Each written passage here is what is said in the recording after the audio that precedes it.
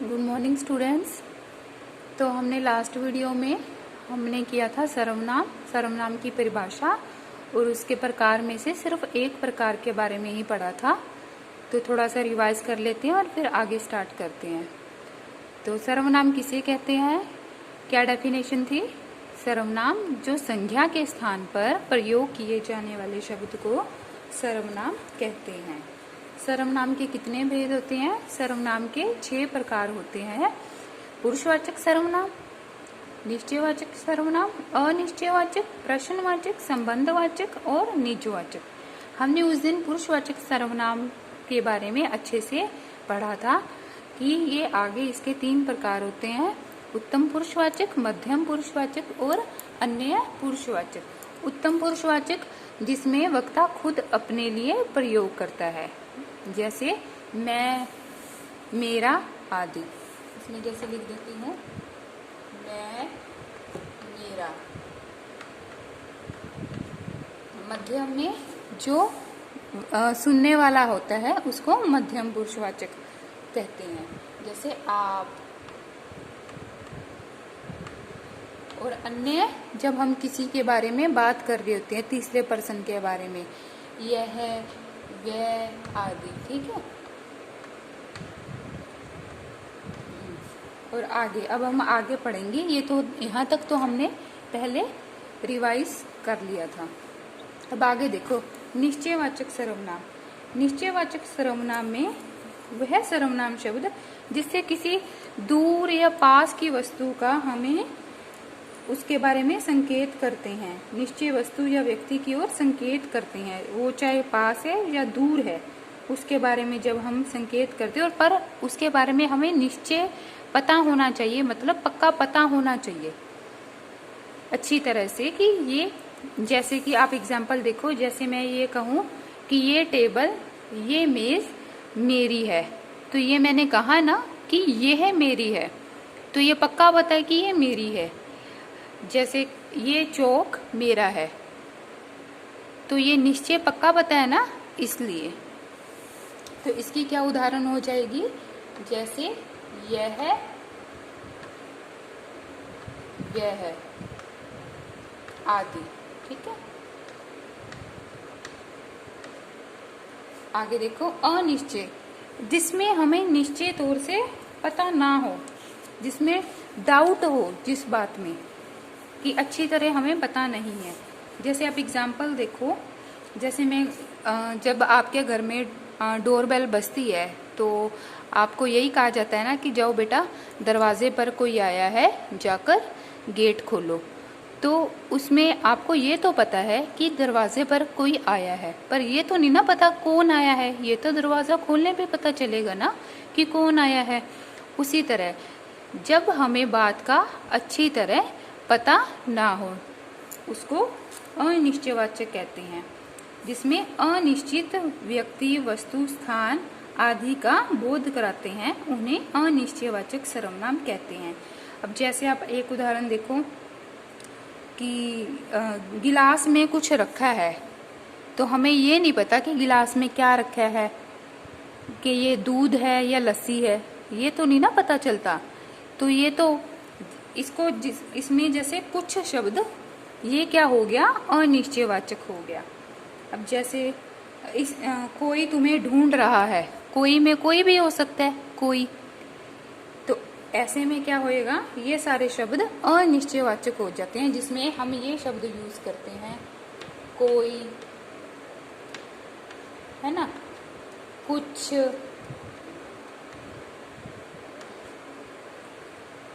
कोई, कुछ, किसी। जिसमें ये सारे शब्द आ जाएं वो कौन सा हो जाता है, अनिश्चयवाचक सर्वनाम। आदि लिख देते हैं। यहाँ स्पेस कम होने की वजह से बेटा अच्छे से ये आपको जब क्लास लगेगी तो और अच्छे से एक्सप्लेन किया जाएगा, बट यहाँ पे बोर्ड छोटा होने की वजह से मैं ऐसे ही आपको समझा रही हूँ। अब आगे देखो, प्रश्नवाचक सर्वनाम। प्रश्नवाचक सर्वनाम वो होते हैं जिसमें किसी प्रश्न का बोध हो किसी बात पे, जैसे किसी प्राणी, वस्तु, व्यक्ति, स्थान या क्रिया, व्यापार आदि से संबंधित हम प्रश्न का बोध करें। अब इसमें आप एग्जाम्पल देखो, जैसे मैं कहूँ कि क्या हो गया, तो पीछे प्रश्नवाचक चिन्ह लग गया ना, क्या हो गया, तो क्या शब्द क्या हो गया, प्रश्नवाचक, जिसमें ये शब्द लगे आ जाएं। और जैसे कहूँ कि आप कहाँ जाएंगे, तो कहाँ शब्द लग गया, तो मतलब क्या हो गया, ये प्रश्नवाचक सब से ही संबंधित है ना, पता चल रहा है ना कि ये प्रश्न किया जा रहा है, कहाँ, तो ये क्या हो गया, प्रश्नवाचक। और जैसे कहीं कहीं जाए वहां कौन खड़ा है, कौन शब्द भी प्रश्नवाचक में आता है। तो इससे आपको पता चलता है, जैसे कोई भी ऐसे व्यक्ति, वस्तु, स्थान आदि के लिए जब हम प्रश्न आदि करते हैं, उसमें प्रश्नवाचक शब्द सर्वनाम कहलाता है। आदि लिख देते हैं यहाँ पे। आगे देखो, संबंधवाचक। संबंधवाचक सर्वनाम बेटा वो होते हैं जो जिस वाक्य में दो संज्ञाओं के साथ संबंध स्थापित किया जाए, दो संज्ञाओं के साथ। अब जैसे आप एग्जाम्पल देखोगे ना, फिर अच्छे से समझ में आएगा। जैसे कि दो शब्द, जिसमें दो शब्दों को कंबाइन करके जोड़ा जाता है, दो शब्दों को जोड़ में जैसे हेल्प करते हैं ना जो शब्द, वो संबंधवाचक सर्वनाम कहलाते हैं। जैसे जो करेगा वो भरेगा, देखो यहाँ लिख देती हूँ, जो करेगा सो भरेगा।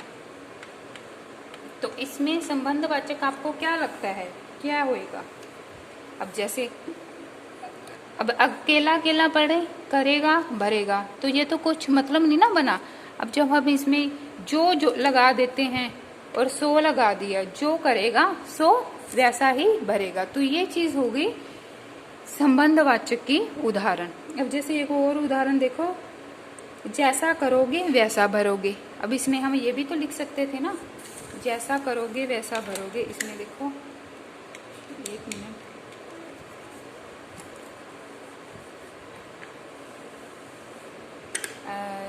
जैसा करोगे, ठीक है,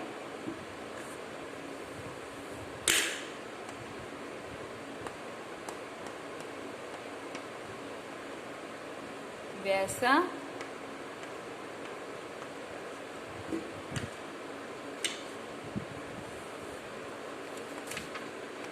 भरोगे। तो ये हो गई संबंधवाचक। और जैसे देखो, जैसा आया वैसे गया, हमने जिसे पढ़ाया उसे सफलता मिली।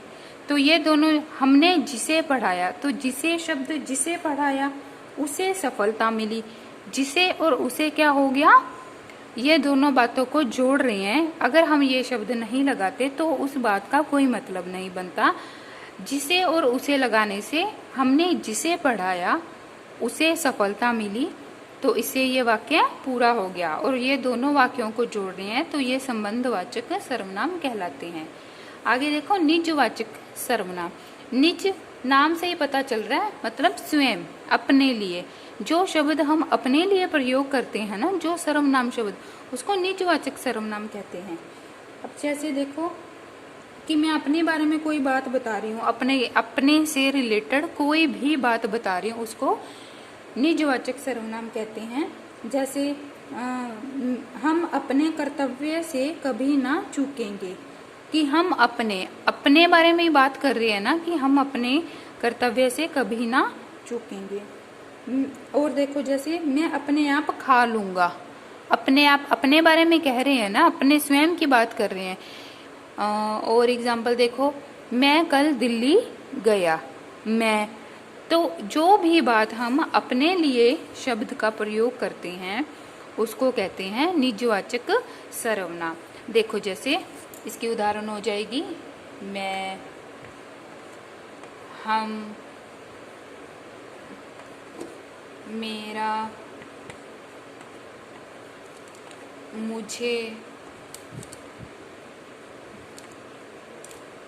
आदि।